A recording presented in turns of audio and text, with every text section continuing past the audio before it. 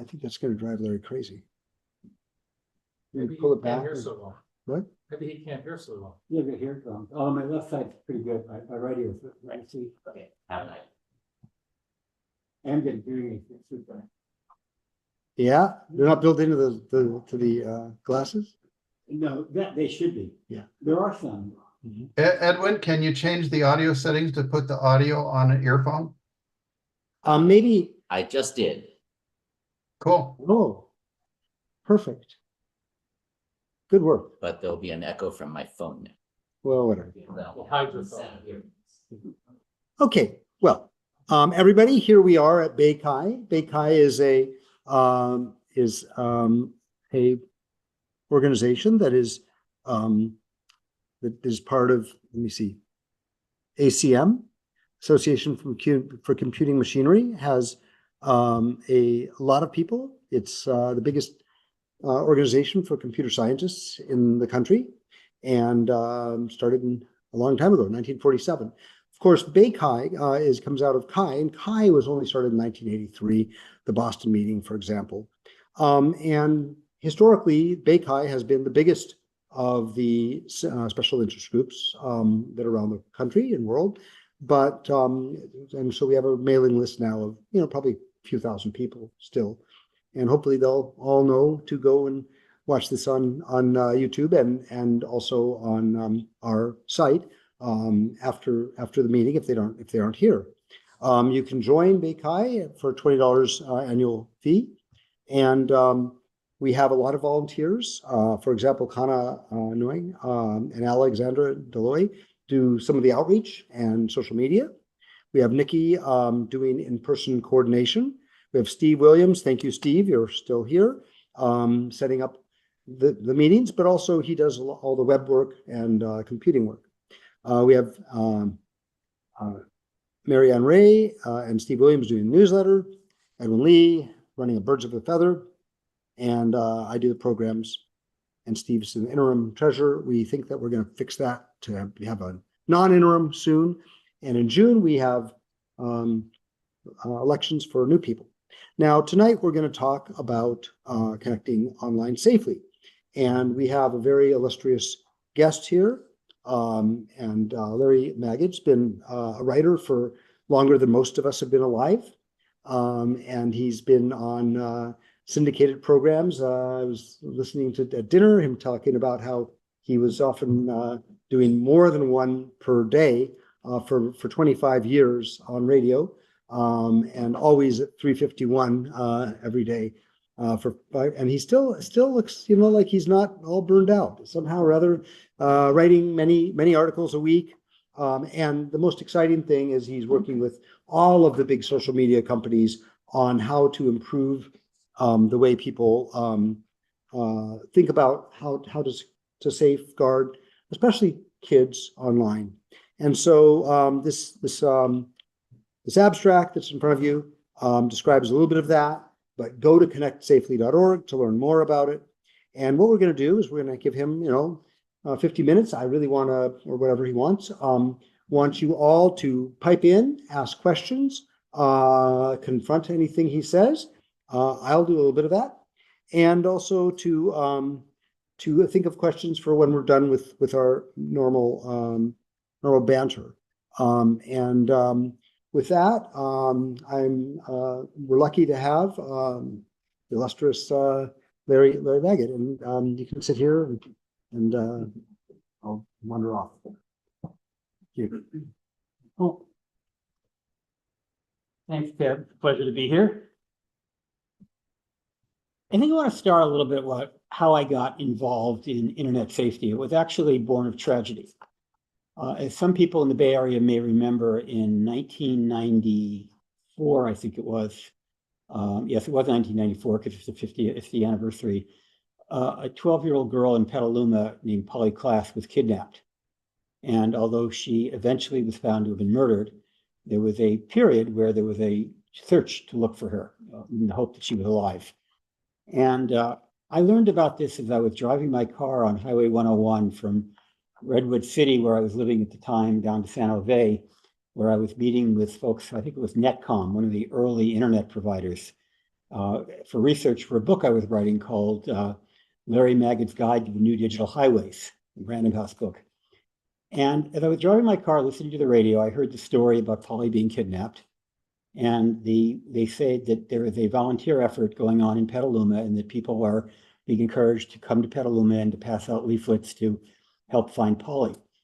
And I literally pulled the car off the road. I said, whatever I have to do at Netcom can wait. I'm going to turn around and drive to San Jose, to Petaluma, which is about 80 miles north of where I was. And it struck me that maybe I should continue to drive to Netcom because maybe there's a way that I can help look for Polly without having to pass out paper leaflets. And so I went and had my meeting with Netcom and I ran it by them. I said, could you help me distribute this leaflet? And by the way, I had a car fight a brick phone at the time. And I called the center in Petaluma where they're doing the looking for her. And I asked somebody if they had a modem. He didn't know what it was, but there was a techie there who did know what a modem was. They did have a leaflet. Somebody there had a scanner and they sent me a copy of the leaflet. Well, also at the time I was writing columns. In addition to a LA Times column that I had been writing, I was also writing for the Mercury News. More importantly, I was writing for Prodigy, AOL, and CompuServe, the three large online services. I was doing computer columns for all of them. So I had a great distribution network. And it occurred to me that we could use the internet. And at that point, I wasn't thinking so much internet, the online services to distribute pictures of Polly. And so I organized that. And Time Magazine got a hold of the story and did an article about it and called me and the two guys that were helping me, working with me at High Tech Heroes, which was certainly we weren't heroes, but we were doing what we could. And suddenly I started getting calls from all over the country from parents and grandparents of missing children. And I said, this is way beyond my capacity. So I called up the CEO of the National Center for Missing and Exploited Children, who I knew, Ernie Allen, and said, Ernie, you're the organization that knows what you're doing in this field. You need to do something. And we organized what eventually became missingkids.com or gypsy.org to look for kids online. And that was the beginning of that. Now, the reason I bring this up is that Ernie invited me to be on board of the National Center. And a few years later, now actually about a year later, we talked about me writing a booklet called Child Safety on the Information Highway, kind of stealing a term I think that Al Gore, had the information highway. And we published this booklet and we released it at Comdex with a big press conference. Steve Case from AOL was there. And I think Louis Freeh, the head of the FBI, was there. And of course, I was there and Ernie Allen was there. Nobody showed up. It was a complete failure. We got no press. But a few weeks later, there was a potential kidnapping. There was a child from Seattle who had traveled down to San Francisco and met with a man. And there was a search for this boy, this was a 17-year-old child. And suddenly, child predation was front page news and around the country. And this booklet that got no attention was flying off the shelf. And the National Center had to keep reprinting it, reprinting it, reprinting it. So it became the first widely circulated article or bulletin or brochure about how to stay safe online. Probably wasn't the first one, but it was certainly the first widely circulated. I believe, I don't know if they printed millions of them, but certainly many. The date for that was? Pardon me? It came out in 1994, first edition, and it was reprinted, I think, all the way up to 2000. They kept it going with various updates. And somewhere shortly after that booklet came out, Steve Case and I talked about, Steve Case, as some of you may know, was the founder of AOL. He gave me some money to start safekids.com, as did Network Solutions, and a small seed grant to start safekids.com, which still exists. It right now leads to ConnectSafely. And I started publishing and doing updates on internet safety. And in 2004, I'm fast forwarding, MySpace was a thing. But also, there was a TV show called To Catch a Predator. And there were attorneys general all over the country raising hell and high water about the dangers of the internet. At that point, there was also a little bit of research out there, which said that the probability of a child being sexually harmed by a stranger who they met on the internet was extremely low. Far, far lower than the probability of them being harmed by a relative, by a teacher, by a clergyman, by a police officer, by a doctor, by anybody who was in a position of authority in their personal lives. It was very, very low. But the probability of other harms, like cyberbullying, for example, were much higher. And so the movement to protect children was so focused on a condition which, though serious, was rare, failing to focus on a condition which, though less serious, was common. And that led me and a colleague to start what is now ConnectSafely.org. It actually started out as blogsafety.com. We kind of misjudged the marketing wording, but later we were able to get ConnectSafely as our name. And part of the reason that I started it was a bit of a mea culpa, because a lot of the paranoia around internet safety was based on what I wrote in 1994. People were still, by 2004, circulating this booklet, which I had written 10 years earlier, which had information based on the complete lack of research at the time, a lot of speculation, and a lot of fears.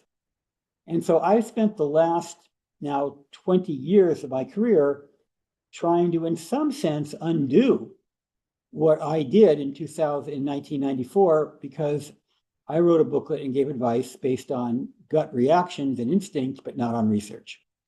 And so ConnectSafely.org is a research-based organization. The advice we give, the threat landscape that we analyze, is based on research.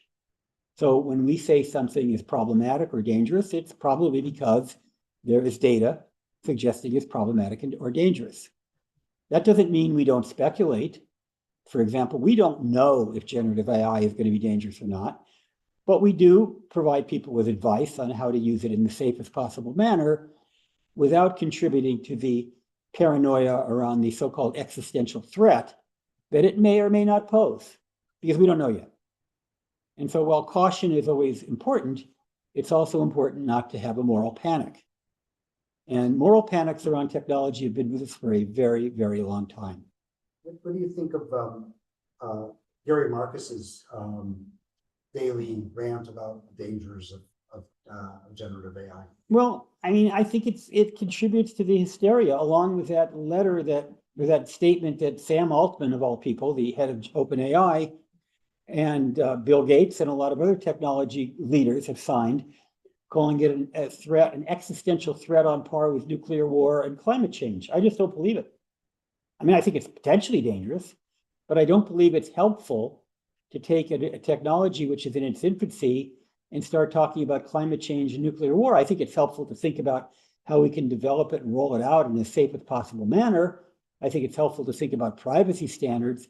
I think it's helpful to talk about consumer education, but I don't think it's helpful to talk about an existential threat that we don't know yet exists. Could it exist? Sure. But there are lots of existential threats that could exist.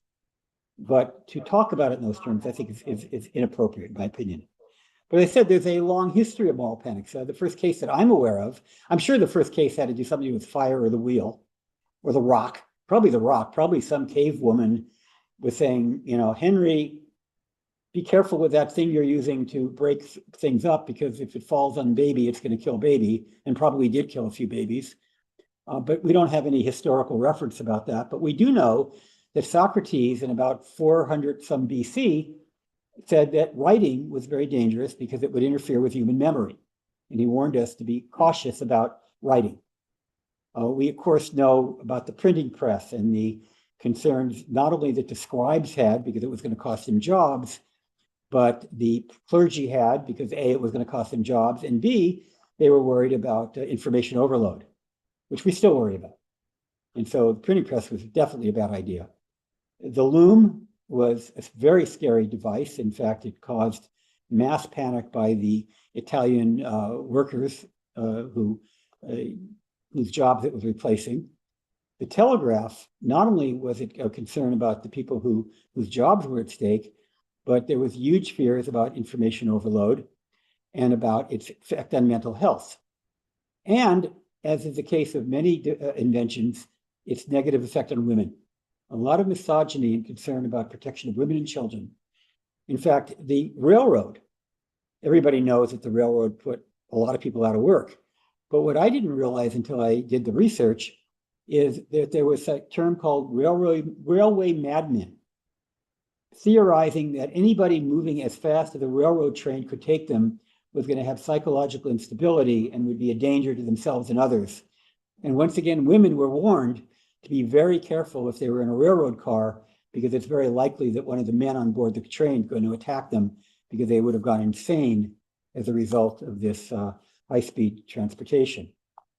Telephone is another example of a product that scared the bejesus out of many people, including, again, going back to misogyny, the concern that women would have frivolous phone conversations and would not be productive in the home and would therefore not be doing their wifely and motherly duties. So, you know, we can move on to the computer, Y2K. Remember Y2K? It was going to be the end of the world. My son was getting a haircut around 1999, and his barber was telling him about how she was storehousing food and how she was, hoarding flashlights and batteries because she was convinced that the world was going to fall apart January 1st, 2000. And my poor son was so petrified that we never went back to that barber. She was our barber for years. But that was another very famous example. There have been many examples, even 9/11.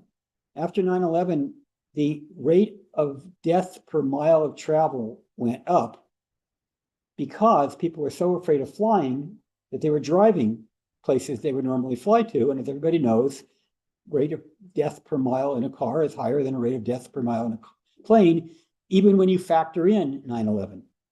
Still, it's safer to fly than to drive, but more people died because they were afraid of flying. So there's such a long history of this moral panic. And there's also, as I indicated when in the start of ConnectSafely, or as we began, the focus on the wrong things. Now, another mea culpa. When I wrote Child Safety on the Information Highway in 1994, and when I wrote my first book on telecommunications called The Electronic Link, also about that same time, I think it was 95, for some reason, it didn't occur to me to warn people about nation states using technology to try to overturn elections. It just failed to get into the book, any of those books. It didn't occur to me to worry about mental anxieties as a result of going on social media and finding out that someone else seemed to have a better life than you did. Just never crossed my mind in 1994, 1995. To be honest, my first book on the internet and actually online in 1995 didn't even have a section on security. And I think a teeny bit on privacy. A few years later, I wrote a book and I did cover those topics, but not in the kind of depth that you would cover them today.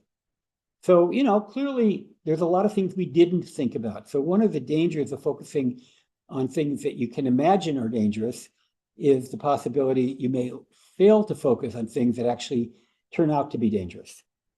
So that was kind of, as I say, my introduction to this field and what I'm now trying to make up for in some ways. One of the things that really is interesting is the way threats emerge. So for example, at ConnectSafely, we just published a parent and teen guide to generative AI. Was not on our radar a year ago.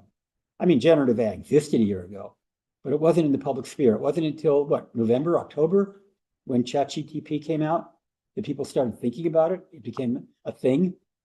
And now it's a major factor it's almost everything we do has an AI component to it. Something we didn't think about just a few years ago. Virtual reality, augmented reality, extended reality. By the way, I'm going to take everybody's picture here. These are smart glasses. And we actually did write a booklet, a brochure, a guide, a bystander's guide to Meta glasses because the camera. I don't think there's much danger to me wearing these glasses, but there is danger to people I encounter if I were to be irresponsible about the use of the camera. Of course, that's also true with the smartphone. But the mere fact that cameras are everywhere and now we're wearing them and some people have them on their wrist creates a threat factor that we weren't thinking about just really until months ago, a couple of years ago. Misinformation, disinformation, didn't make it into my early writings on internet safety. But now we have a guide we used to call it a parent's guide to misinformation and fake news. We had to change the title because the term fake news got co-opted. Fake news now means real news. And the term that I meant by fake news, we're just calling disinformation or false news. So we had to change the title because a certain former president co-opted that term, unfortunately. It's about as political as I planned to get tonight, but you never know, the evening's young. Civility was another thing we didn't think about very much back in the 90s and early 2000s. It's now a huge issue. It's a huge issue for children. And of course, it ties into cyberbullying, but it goes way beyond cyberbullying. It goes to the issue that there is on the internet what is called disinhibition. The notion that the person you're talking to isn't really a person. You understand intellectually they're a person, but emotionally you don't fully understand they're a person. And it reminds me of road rage. A number of years ago, I was making a left turn into a parking lot, and I inadvertently cut someone off. I made a mistake. And the guy who I cut off started cursing me, started giving me the finger, was just absolutely livid at this mistake I made, which didn't cause an accident. He recovered, nothing happened, but he was angry. I rolled down the window. I said, I'm so sorry, that was clumsy of me. Please forgive me. He said, don't worry about it. So while I was sitting in a 3,000-pound car with the windows closed, I was this anonymous stranger who he just thought was the biggest jerk you could imagine, and he had a license to curse me out. Once I rolled down the window and he saw a human being apologize, all was forgiven. I was just in Manhattan, and whenever you walk around Manhattan, except during the pandemic, you're likely to bump into people because it's real crowded. Rarely do you see a fist fight break out because somebody accidentally bumped into someone. You say, I'm sorry, they say no problem, and you move on. On the internet, with disinhibition, where you don't have that human connection, it is so tempting or so easy to lash out at that person. And so incivility, I think, is a major issue. In fact, it's become such a major issue that at least two companies I know of have vice presidents of civility. Roblox and Snapchat have renamed their safety officers civility officers. Microsoft was doing that for a while. So it's really become a big thing in the internet safety field, and it should be. And not only for children, by the way, for all of us, especially during an election year. It's really important to recognize that those people who we disagree with are still people.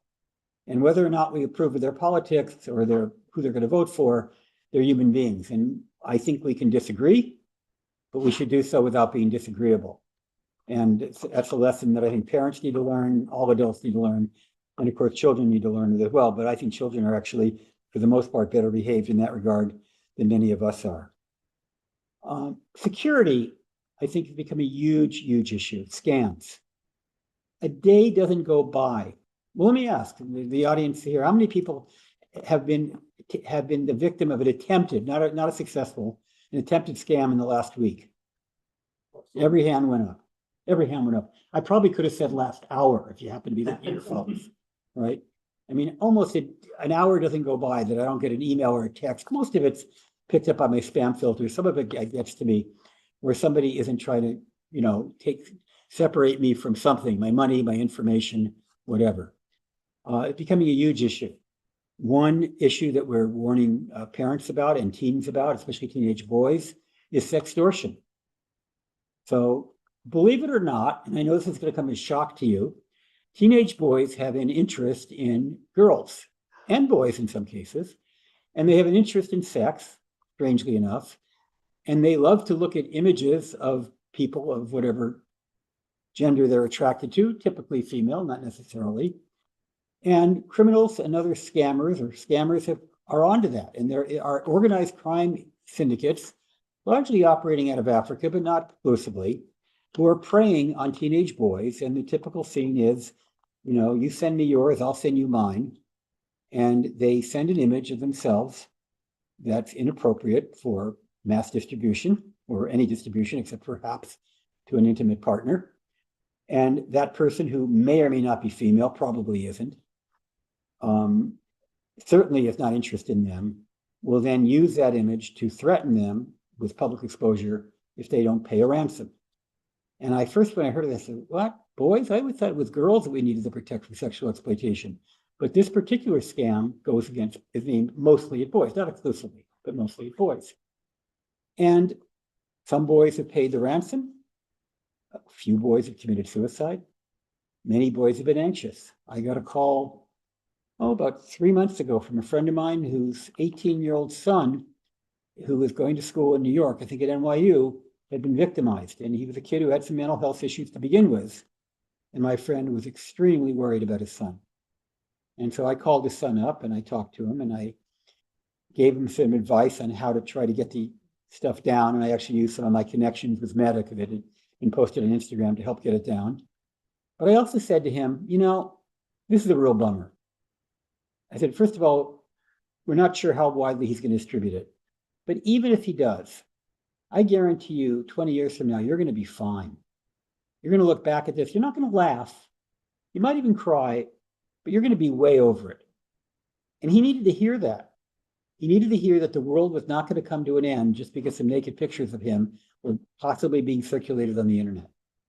And that's important too. We need to put things in perspective, because if we overreact to things and get suicidal or depressed or overly anxious, that has potentially more harm than whatever it is that happened to us. So I felt good to be able to make that call, and I felt good to have written through ConnectSafely a guide to sextortion, where we point out that here are the things to watch for if it happens and hopefully avoid.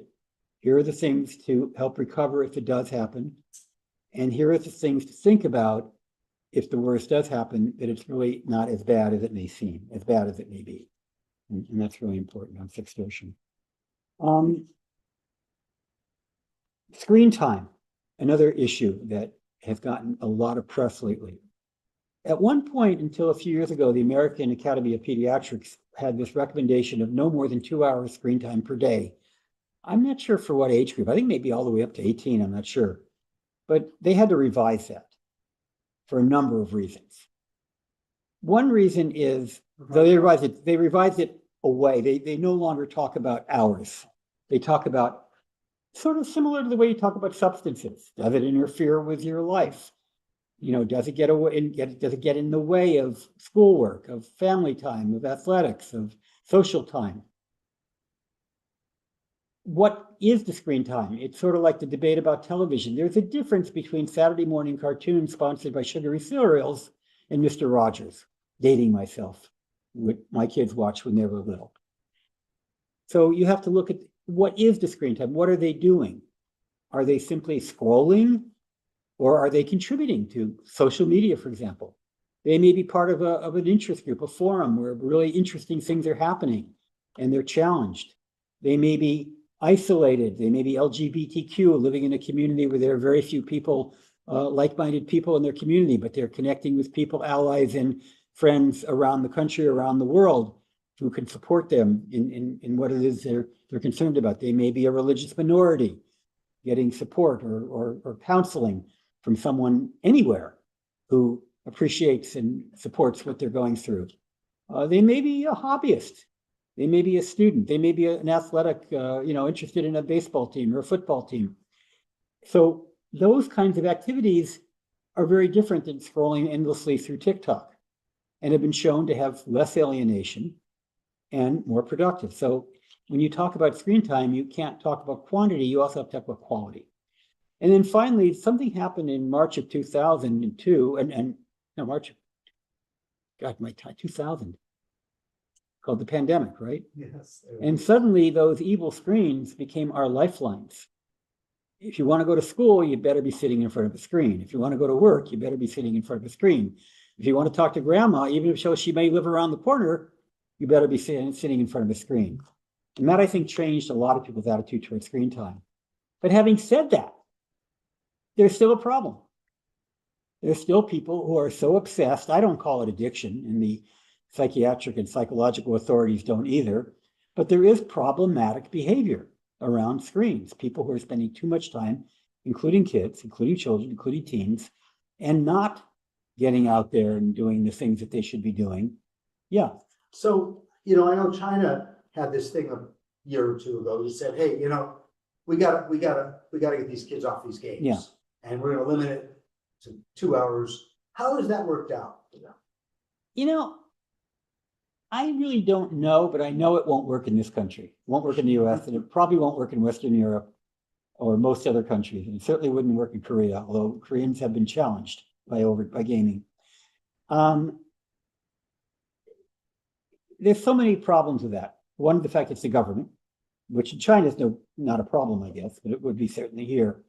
But the other is it's arbitrary, kind of like the one-child policy and other Chinese rules that are just arbitrary, not taking into consideration everything that I just said. I mean, gaming, I don't know. Obviously, you don't want to spend 12 hours a day on a game. But on the same token, if your child's playing a video game, you don't want to say, Johnny, get off the computer right now, any more than you would go to a soccer game and say, Johnny, Susie, get off the soccer field right now. He's engaged in something or she's engaged in something. They have opponents that they're interacting with. They have teammates that they're interacting with. They're strategizing. It's perfectly reasonable to say you only get an hour, you only get this much time, but it's not reasonable to treat it as a trivial activity because it's no less trivial than any other activity that a kid might engage in. And it's been shown that computer games, actually the military loves computer games. That high-end eye coordination comes in really handy when you're trying to train soldiers. But it has a lot of benefits. So I can't really comment on how it's working in China. I have not looked into that, but I don't think it's going to happen here. And I don't think an arbitrary limit like that is going to work. Boy, hate speech is another area too. Oh, probably 15, 20 years ago, I remember flying down to LA to debate the head of the ADL, the Anti-Defamation League. And he was saying we need to abolish hate speech online. We need to do something about all these Nazis and white supremacists and anti-Semites. And I disagreed. I said, no, we want to counter hate speech with good speech. We shouldn't interfere with people's right to speak. I disagree with you. Respectful debate we had. I'm not so sure I was right about that. I'm not so sure he was 100% right about that. But I think we have come to a point where we've seen that some of this hate speech has translated into actual real-world violence and discrimination.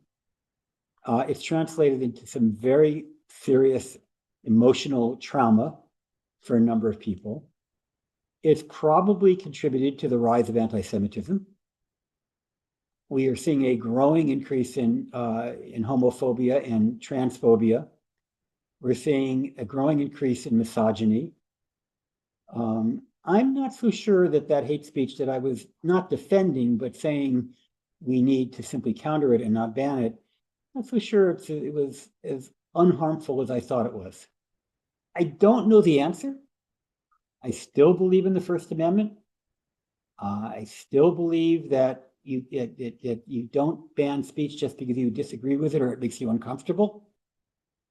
I completely celebrate and respect if somebody wants to go on social media and support candidates that I despise. I think that's their right, maybe even their responsibility as citizens. But when we are getting to the point where we literally are condoning Nazism, anti-Semitism, racism, I think we need to push back. And that's why I'm critical of my former, I wouldn't call him friend, but Elon Musk, who I used to admire greatly. I think he's gone too far. And I think, by completely eliminating moderation, or at least largely eliminating moderation, I think he's gone too far. And I think that's kind of where we are right now. I was listening to, I think with Bill Maher, somebody making the point that the right's gone too far, the left's gone too far. That we have to do something about cancel culture, both from the left and the right, and they're both guilty of it. We have to do something about how we approach accuracy. It's mostly the right that's guilty of that, but not completely. And there's a lot of kind of rethinking we have to do to kind of not necessarily get to the middle ideologically. I'm all for people having a wide range of political opinions, but in terms of how we treat each other, and in terms of how we express ourselves, we need to rethink. And unfortunately, we've had a very bad role model or more than one very bad role model in high public places. And I think that's done real harm. And I think it's played itself out on the internet. So I think hate speech is a real issue. And again, that's one of the things that we weren't even thinking about back in the 90s. We started thinking about it a little bit in the early 2000s. At the same time, there are attacks on free speech. There are those who would suppress us. I'll give you examples. Texas wants to compel social media companies to carry anything that someone says, if it has anything to do with politics or even ideas, even if it's hate speech. Ironically, that is requiring someone to speak. And requiring speech is a violation of free speech. Free speech means you have the freedom to speak or the freedom not to speak. And those attacks are attacks on free speech.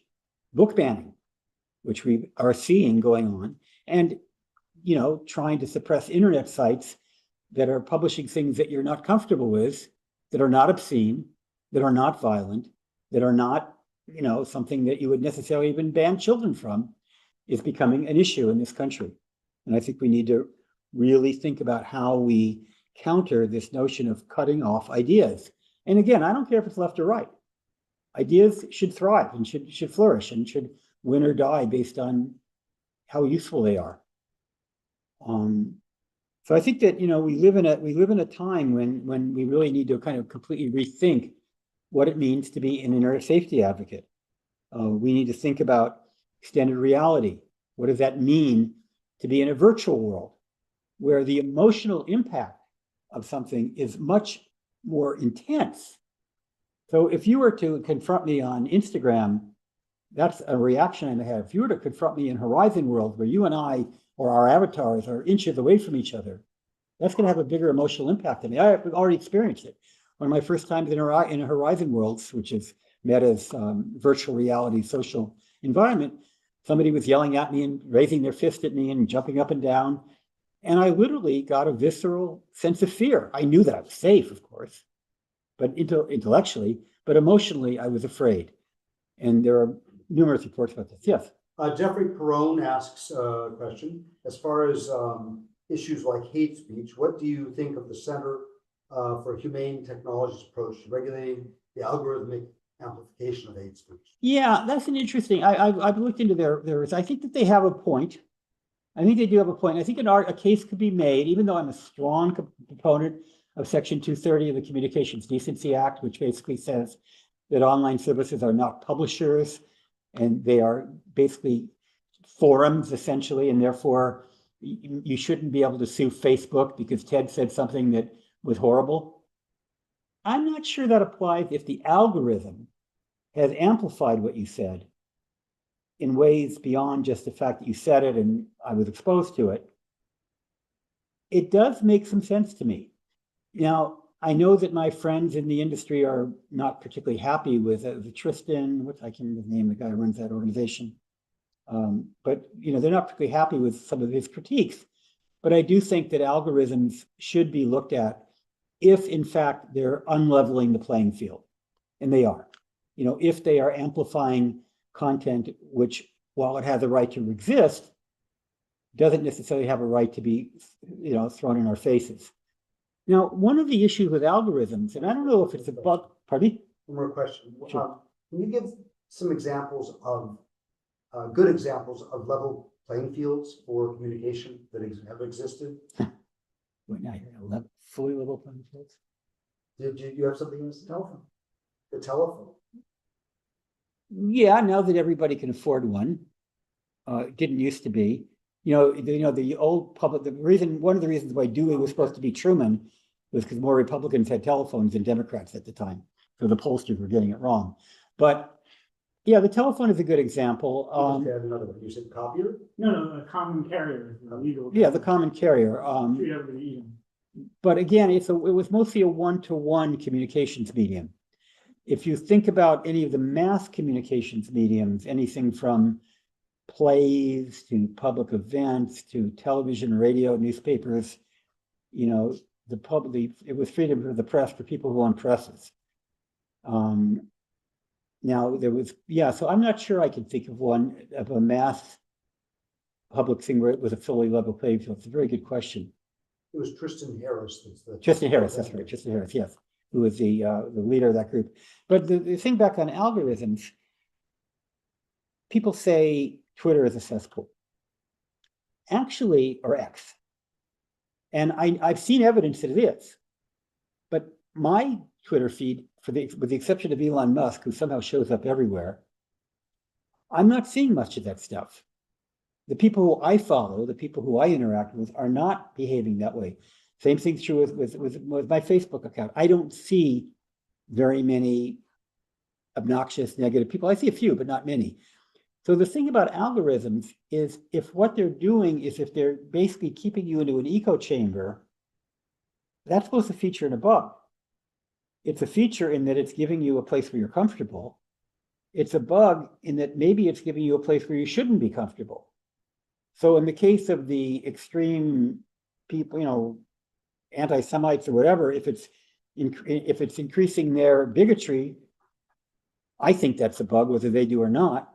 In my case, I think it's a bug because it's isolating me. It's keeping me from understanding what the full ecosystem looks like. I don't see that stuff, and I should see it.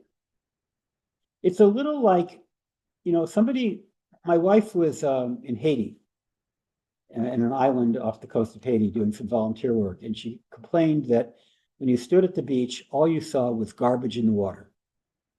By her definition, what's that, Caribbean, I guess? From her vantage point, the Caribbean was a pretty ugly, disgusting, dirty place.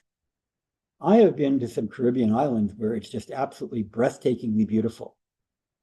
So is the Caribbean clean or is the Caribbean dirty? Depends on where you're standing. It's both. So you can't generalize.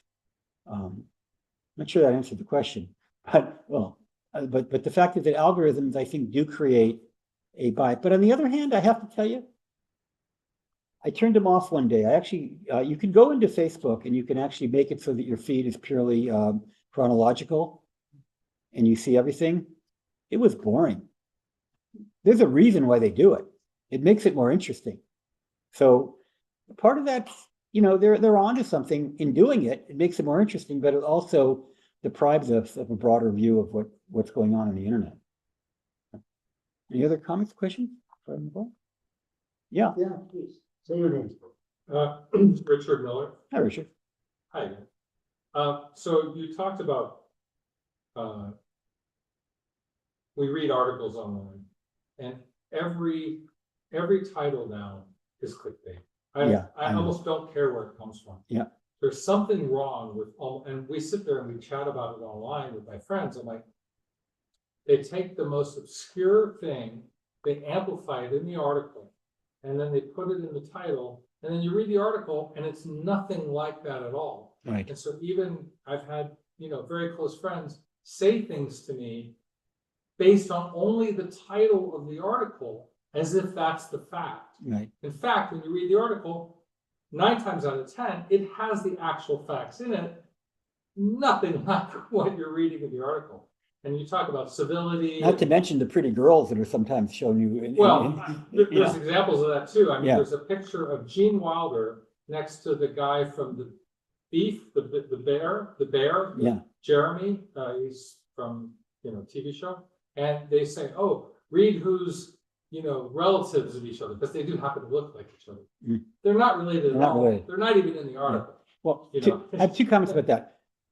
Slight pushback. One is not all articles. I don't think that every publication is guilty of that. Fair. For the most part, mainstream media with Some. the Time and the Post, But on the other hand, there's nothing new about that. Yellow journalism, headlines going back to the Hearst Empire. Before. Pardon? I think that there wasn't really even a consensus that it was valuable to be truthful until kind of New York Times kind of said that in 1915, 1914. Mm, Before that, it was pretty much whoever owned the publication's opinion. got the right thing. But it seems like everything is page 6 now. Everything is. No, it's you well, know. the thing is there's more of it. And the other stuff, especially if you want to stay away from the paywalls, there's a lot of junk out there. There's some good stuff that's not in paywalls. I think CNN's pretty decent. I think that there are some pretty decent. Guardian's still free, but more and more of the good stuff's behind paywalls, and that's the problem. They see the headlines, but they can't even get to the article. I should say we, because I don't subscribe to everything. I subscribe to a lot of things. But I think, one of the reasons why I pretty much stopped writing for Forbes, and I did write for them for years, is that they pay by the hit. And it really bothered me because it was a incentive. Now they have rules to try to prevent clickbait, but they also have seminars on how to write compelling titles. And but the point is, I didn't like the idea of being incentivized to get lots of hits. It just wasn't it's not where I come from. I mean, I wrote for 20 years, I wrote a weekly syndicated newspaper column in the LA Times. It was also in the Washington Post and other papers around the world. And to this day, I can't tell you how many readers I had. But you are proud of having been in those settings because you know that those get millions and millions of people reading. Well, millions and millions of people read the papers, but not, I don't know how many of them actually turned to the business section to read my column. But the point is, I didn't know, I didn't care. I mean, I cared, but I didn't know. I don't even think the newspaper knew. All I know is they kept me there for 20 years, so I must have been doing something right. And in fact, one of my competitors, if you want to say, put out a statement that says, I have 33 million readers, and he based that on the fact that, or 30, or whatever million readers, he based that on the fact that the number of newspapers, he took the pass-around circulation of the number of newspapers that his column appeared in. And based on that math, I had actually 2 or 3 times as many readers as he did, but not presumptuous enough to assume that everybody who touched one of these newspapers actually read my column. I mean, maybe, can't prove it happened, can't prove it didn't happen. But today you can. The point of it, Forbes knows exactly how many people have read every article I've written. And how far they get in it. And how far they get in it. And whether they subscribed based on it. And whether they referred somebody to it. I mean, the metrics are overwhelming. And so the economic incentive to do the clickbait is enormous. And it's disturbing. And I don't know what you do about it other than try to, I wouldn't say restrict, but try to focus your attention on websites that you know and trust and believe are not doing that. But at the end of the day, everybody's got to promote their product. In fact, that kind of reminds me of another comment I neglected to bring up, which is addiction. So there is more than one bill going through legislators. Every state in the country is legislating internet safety these days. There's more than one bill attempting to go after internet addiction. And the one that I read just 2-3 days ago would ban any activity that encourages children to remain online. Now, what does that mean? Should Hershey's make their chocolate unflavorful because they're encouraging people to eat it, knowing that some people are going to be tempted to eat a Hershey bar who have a disease that might kill them? Some people are going to eat far too many Hershey bars and maybe get a disease that might kill them. But other people are going to have 1 or 2 a day, a week, whatever works for them, and go through life fairly healthfully. And maybe if it's dark chocolate, it might even benefit them. And so this notion that you can't do anything to incentivize a child to use your product, what would the toy industry be if that were outlawed? What would any industry be if you basically said you can't make your product appealing to users? Now, maybe there's a difference between some subtle algorithm that manipulates people into staying online longer versus a product that's just so enjoyable that people want to. I don't know where that line is. Maybe there is a line, I'm just not sure. But I do know that we don't want to make fun against the law. We don't want to make it against the law to engage in activities that you enjoy. At least most activities you enjoy. There may be some that we should outlaw. There's certainly some that have been that are now legal. But the fact of the matter is that I worry about the unintended consequences of those laws. Yes. Yeah, the nicotine vapes. Say your name. My name is Prashant and I work at Other Lab. Hi. Yeah, the nicotine vapes, I'd say, is a great example for something that could be outlawed because it is so incredibly addictive, and now they make them in all these flavors. Right. We all ate as children as candy, and now they're Right. And it's not only addictive, but it's harmful at any dosage. Yeah. So you can't make the case that a moderate use of nicotine is okay. I mean, I'm not suggesting that one drag on a vaping is going to kill you, but it's not helpful. It's clearly harmful. We can't make that case for social media, not across the board. Sure. No, I would In just fact, say- the opposite, we can make the case that some social media is extremely helpful. And obviously the chocolate industry would argue that chocolate in moderation can be healthy. The wine industry argues that, although interestingly enough, most of those studies are funded by the wine industry, but they make the case. But the point is that, Sure, the chocolate studies. yeah, the chocolate studies are as well, of course. And the social media studies are as well. And in all disclosure, ConnectSafely gets financial support from some of these companies. But that doesn't change the fact that we can point to many examples of pro-social activities that happen in social media, as we can point to examples of antisocial and dangerous activities that happen.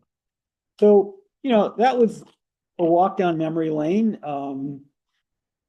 Emerging technologies, I mentioned extended reality, I mentioned GAI, generative AI.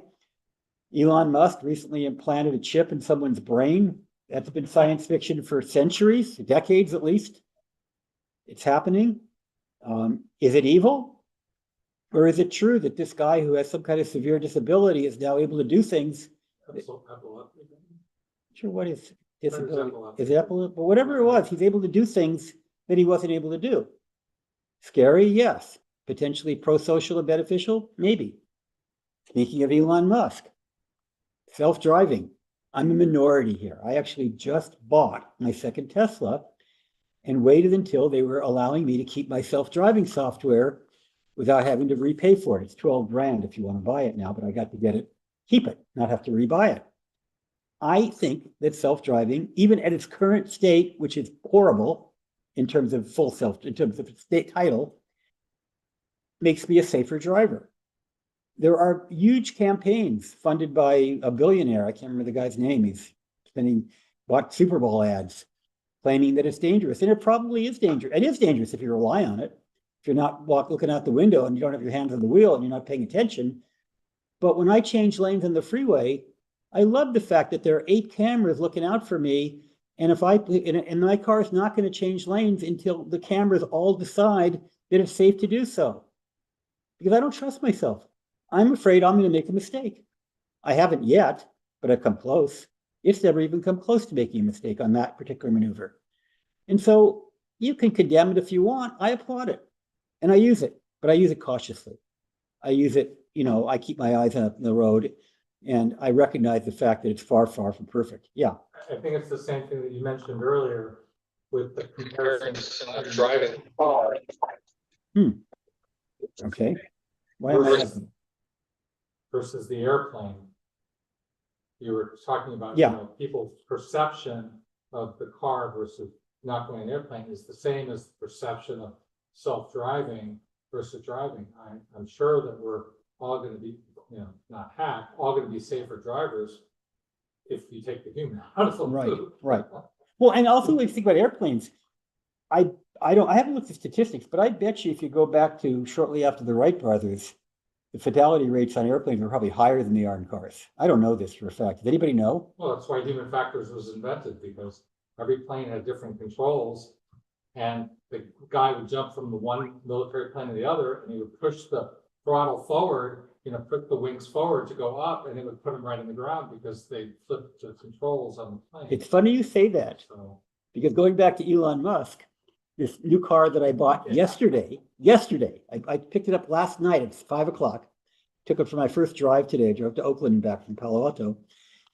In order to shift gears, you have to go to the touchscreen and let's see if I get this right. Up is drive, down is reverse. I kept getting it mixed up. Luckily, I was being slow. When you want to put on your turn indicators, there's no stalk. That thing you push. There's a little button on the steering wheel, and you have to remember that the top is left. I get it right? The bottom is right. I literally had to look at it every time I changed lanes today because I don't have muscle memory for it yet. So we're back to where you are. To hire interaction designers, not graphic designers. But on the other hand, maybe the world, so Elon Musk eliminated the stock and we're laughing at him. I laughed at Steve Jobs when he eliminated the floppy disk. And then he eliminated the optical disc, and I laughed at him then. I'm sorry. Yeah. The headphone jack. The headphone jack, right? Keyboard on the phone. Exactly. I remember saying, oh my God, I can't type on glass. So at some point, you do have to break the envelope. But again, I mean, it's funny you mentioned the airplane because that's exactly what I'm dealing with right now. After what, 60 years of driving a car, 50 years plus years driving a car. Although when I first started driving, it was hand signals. But having to unlearn and relearn how to signal for a lane change, how to shift a gear.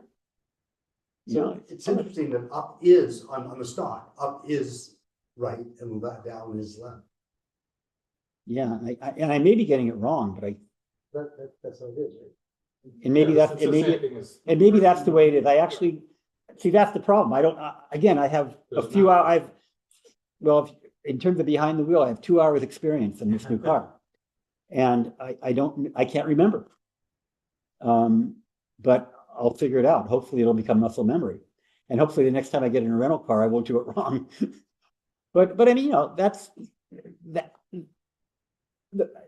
The reason why I'm bringing this up, except for I'm obsessed with it because I just bought the car, is that's the nature of the world we live in. We have to break things once in a while. You've got, I mean, you have to innovate. You guys in this room, that's what you do for a living. I'll give you another interesting comment.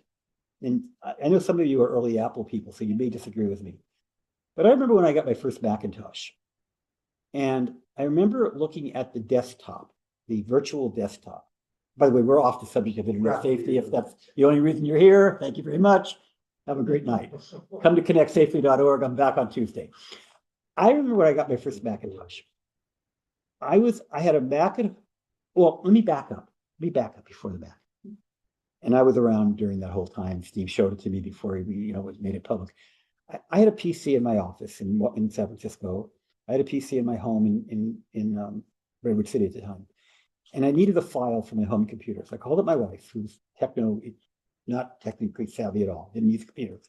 I said, do me a favor, hon, go to the office, turn on the red switch on the right side. I think we had hard drives then, so I didn't have to tell her to put a floppy in. I said, when the screen comes up, I want you to type PC Talk. That was my communications program. And then I want you to do this, and I want you to do that, and I want you to do this. And suddenly the file came up. It was very discreet and very, very, you knew exactly what to tell her to do. Fast forward a couple of years, same scenario, but we're on Macs. I said, hon, turn on the Mac. Do you see an icon that looks like a microphone? Where is it? I don't know. Wherever I left it. Where is it? I don't know where it is. And eventually she found it and she sent me the file. But the point is, it was much harder. And one of the reasons it was much harder is because Apple did too good a job replicating the desktop. So for example, on my real desktop, at home, I might throw a piece of paper somewhere, right? This paper belongs in a filing cabinet. There's a place for it. There's a home for it. Now, it's not where it was the night I went home tired. But and so when Apple built the computer desktop, they replicated that exact same thing. That's a bug, not a feature. You can have a mess on your desktop. You can have a mess on your physical desktop. And if I were extremely wealthy, I would have a secretary come in every night back in the day of disk, and I would have had that person put my files back where they belong. So the next morning they would be where they belong. And of course, computers can do that, but Apple chose, and of course, Microsoft's doing the same thing with Windows, to allow you to mess up your desk and leave it that way until you clean it up again. They make the assumption that the way you leave things is the way you want things. That is the exact opposite of the way I live my life. Well, I mean, they're back in 1981. Bill Verplake wrote a paper comparing deterministic graphical user interface versus one that you rearranged, and found that people could get more done more easily, more quickly by having a deterministic one, well, that is where the things are where they're expected to be, and you find them exactly in the same place every time, rather than the ones that. So why did Apple and Microsoft do it different? I don't know what Xerox did. I mean, No, that was Xerox. That was Xerox. Oh, that was so Xerox. That was If Xerox had actually done their job and marketed the computer, then the GUI might have looked differently. Well, they did every damn thing. They were Yeah. experimenting too. Yeah. They had fights within So themselves. why did Apple and Because they didn't know better. That's why. They didn't, they really, literally, people make decisions. It's like what he mentioned, Richard mentioned something about we need interaction designers, not graphic designers. I mean, not, yeah. And that, I maybe used it. Well, I meant that problem is a known problem that's been solved over and over again by the car industry, by the designers of cars. Until Elon Musk came along. Well, I had a car that did it. It had 4 buttons for the windows. This was in the 90s, and it was 1, 2, 3, 4 in a serial row. What's the second button? Yeah. What's the third I button? actually had a gear shift button in the 70s, the Plymouth Yeah. had gear shift, but yeah. But his point is that now they're typically arranged as an array of 2 by 2, 2 for the left side and 2 for the right side. Mhm. And it's very obvious which ones are behind and which ones are in front. And people have known to do that somewhat. And the main thing is that our Kai is about testing things to find out if they're right.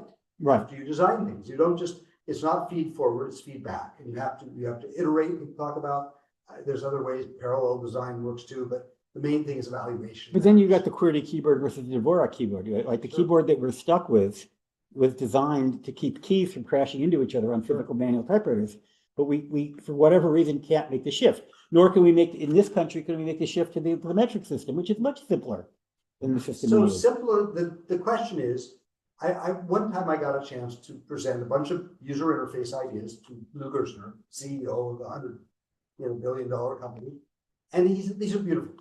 Beautiful. I love everything you say. But aren't we better at the things we know how to do already than things that we're going to have to learn and we don't know yet?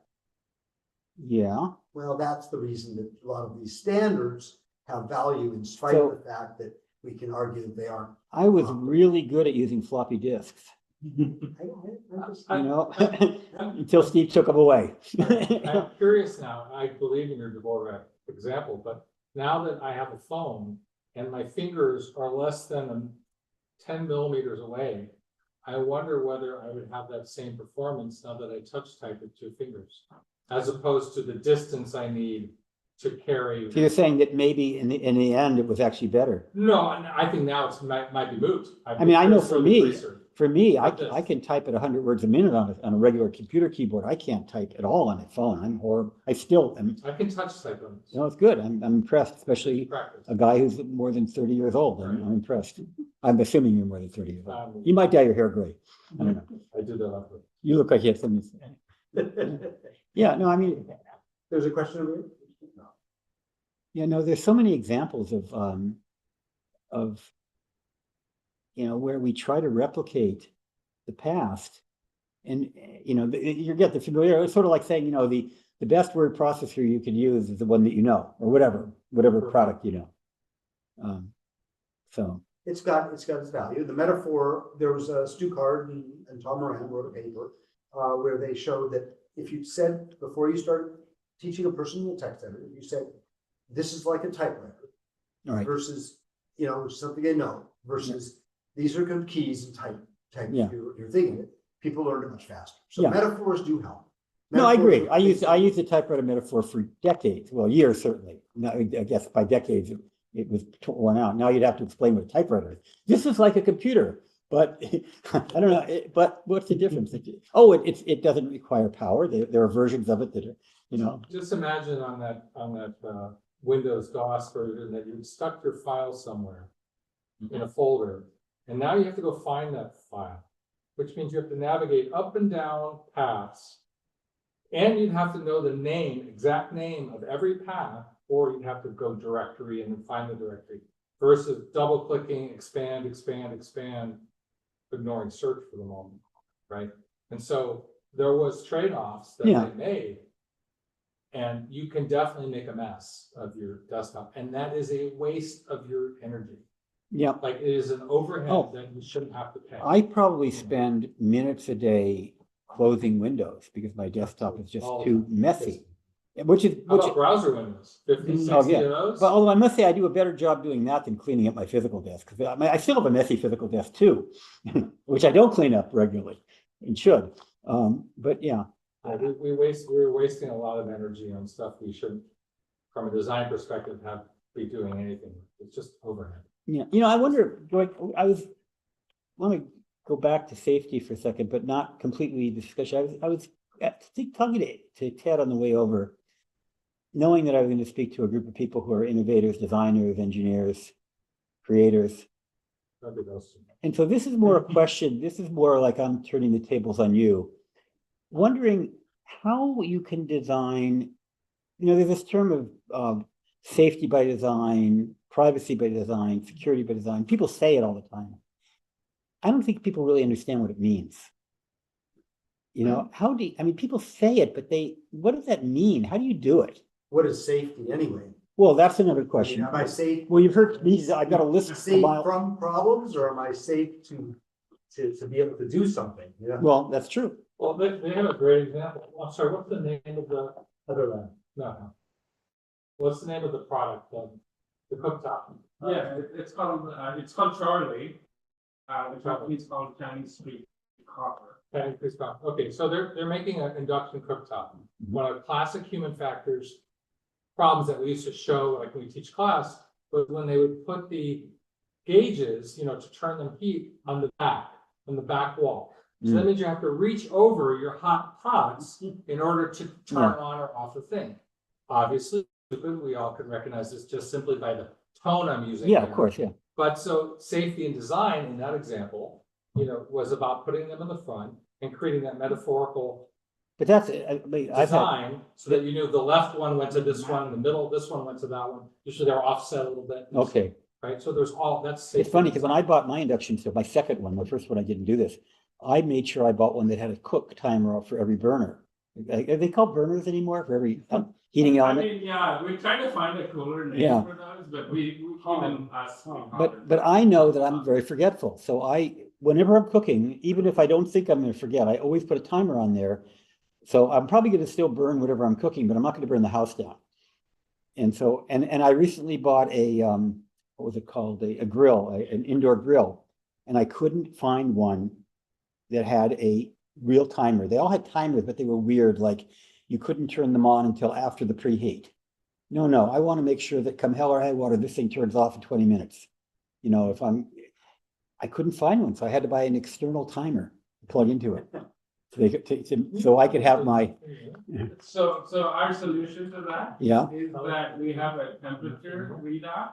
So no matter what, if it exceeds the same. It shuts down. So See, whether you set the timer or not, we cannot go into that. That's great. Well, where do I get this product?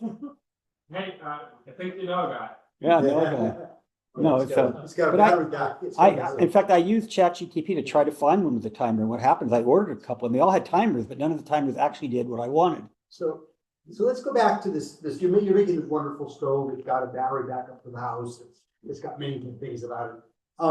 But what would it mean? What would be the value or not value, as with computers, of having an API where I can dive in there, add my own ideas, my own algorithms like his, put a physical object on it, hook it up to it so that it's controlled by some other piece of hardware. Is there any, that used to be the way things were made. Motors, you hook them up to anything. Internet of Things. Yeah. No, I hear you. I come from like a huge kind of, I stand on the shoulders of a lot of open source projects, and so I really respect that.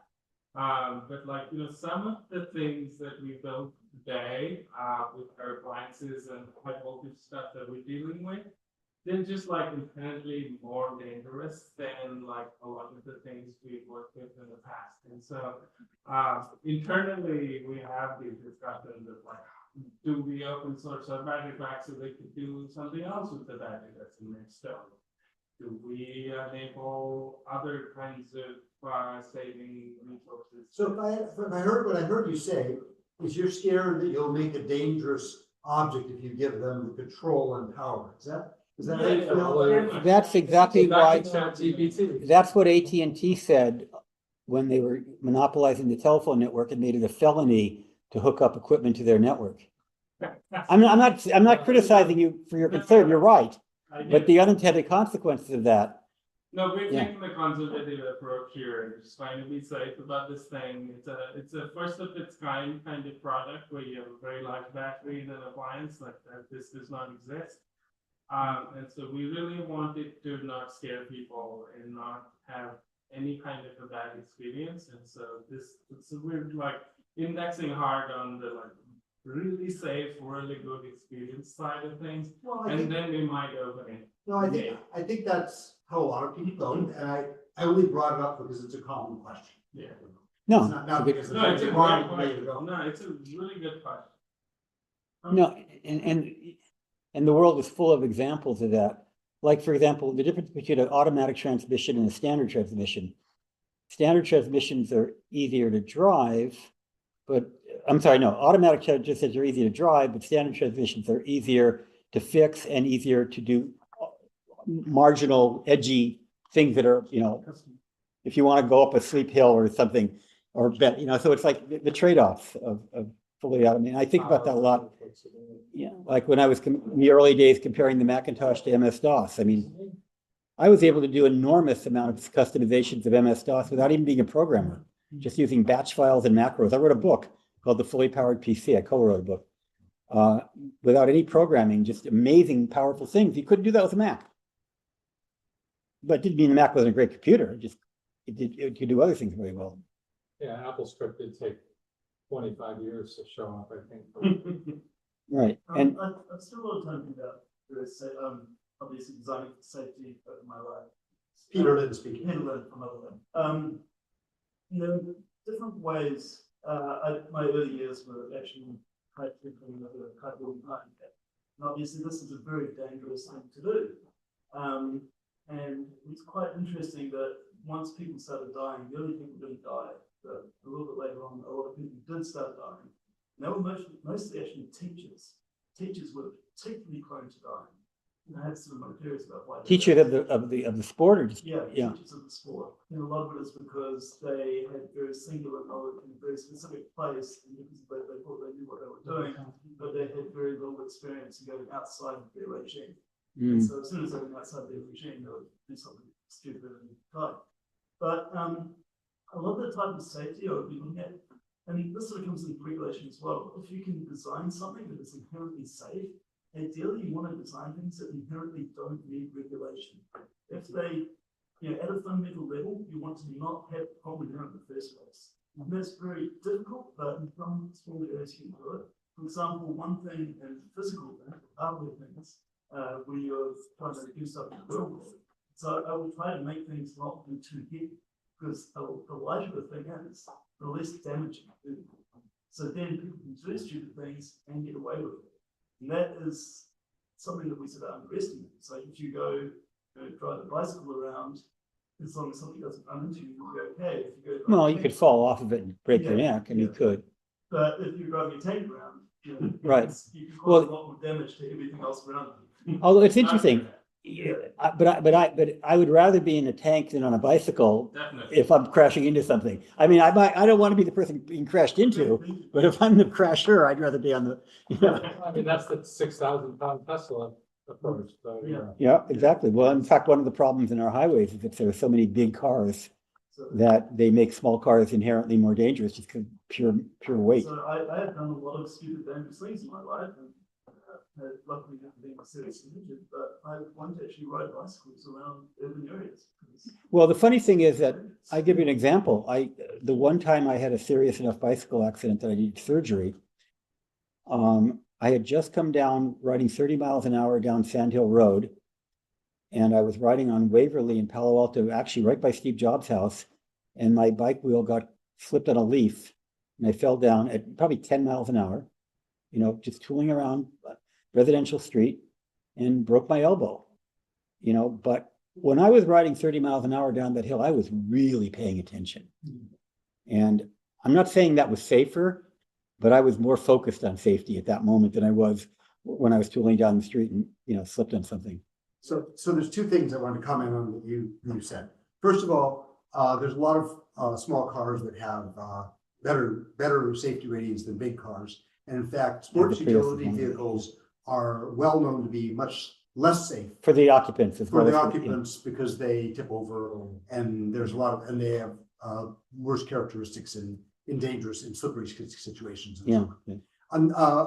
With respect to the second thing you said, it's very common when you don't pay attention is when you get hurt. And I'm thinking about kayakers. I don't know if any of you guys are kayakers, but when you're kayaking, you're going down these big rapids, big waves, holes, you're being tumbled about. And then you get to this calm place. And there's this thing called an eddy line. And it's where it really looks calm on one side of it. And on the other side is where you are. And when you cross this eddy line, the stream's direction changes and it flips people every time. You ever been there? So it's a very common thing. You let down your guard. Yeah, every time I've had a serious injury, it's been doing something that was seemingly safe. Most of them walking downstairs. As I say, riding my bicycle 12 miles an hour.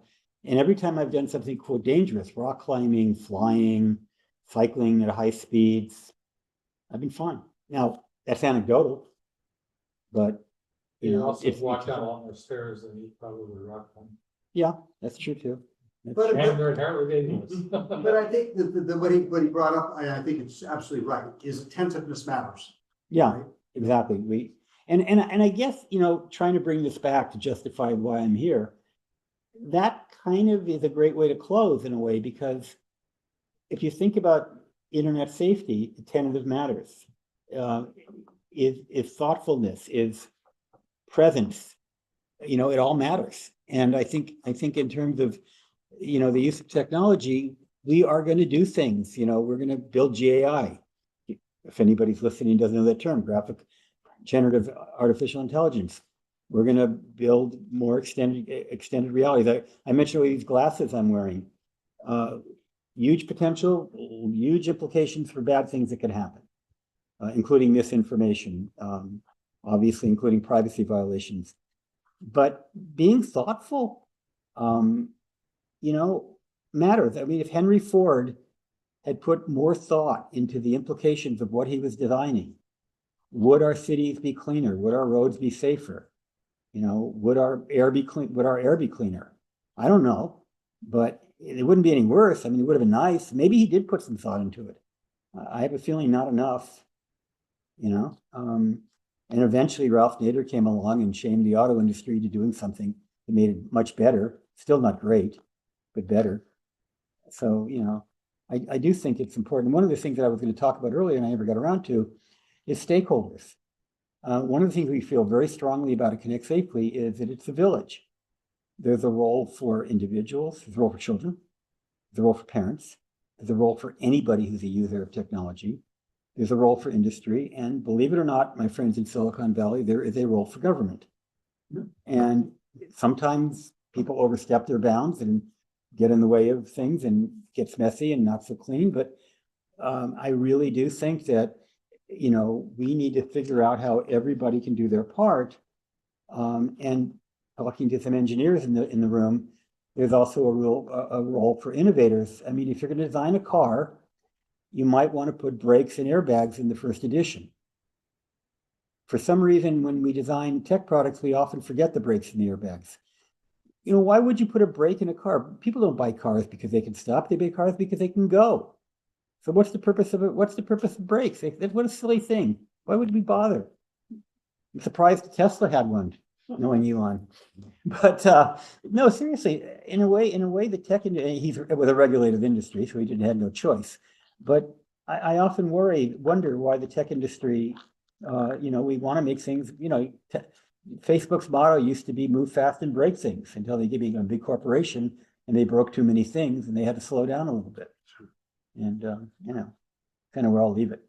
So thank you so much, Larry. It's Thank great to have you. I'm Ted Selker, Chair of Baykai, and really appreciate you coming. And I'm sure that we can continue this conversation a little bit afterwards. But for that now, this is the end of today's. Next month, we're probably going to visit something 5. What is it? Switch 5. And that's going to be a lot of fun. It's going to be a field. We're going to get to go out and we're going to get to go and see Jerry Ellsworth's company, and she's going to give a talk. She's incredibly engaging. It'll be South, so people from South can get a little bit get to be there. And for now, thank you for being here, and I'll see you next month. Thank you. Great. All right. So, Yeah, I guess. Oh my gosh. I know. We'll talk later. So it's- Great talk, yeah, yeah. I can't wait to.